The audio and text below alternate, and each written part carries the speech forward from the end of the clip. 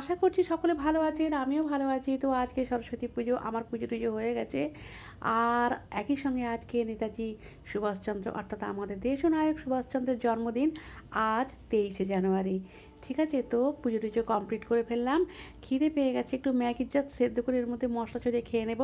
আর রান্না করে ফেলেছি মুগ ডাল, আর করেছি বাঁধাকপির তরকারি, পোস্ত বাটা, আর করলাম ভাত আর বেগুনি ভাজি। হাজব্যান্ডকে খেতে দিতে হবে, ও সরস্বতী পুজো করে এইমাত্র এলো।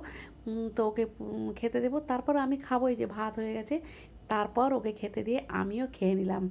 পোস্ত বাটা, বাঁধাকপির তরকারি, বেগুন, বিশেষ কিছু রান্না করিনি যেহেতু নিরামিষ।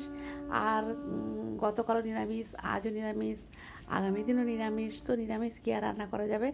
তো এই মোটামুটি করে ফেললাম আর ঝটপট খেয়ে নিচ্ছি। ভাতটা খুবই গরম আছে। তো খেয়ে আর একটু বিশ্রাম নেব। কী আর করবো, আমি তো, আমার তো আর সরস্বতী পুজোর সেই আনন্দ এখন আর নেই। যখন ছোট ছিলাম, স্কুল কলেজে পড়াশোনা করতাম, তখন সরস্বতী পুজোটা একটু অন্যরকমই আমাদের মধ্যে ছিল, সকলের মধ্যে। তো যাই হোক, আজকের ব্লগটা এই পর্যন্তই। সবাই খুব ভালো থাকবেন।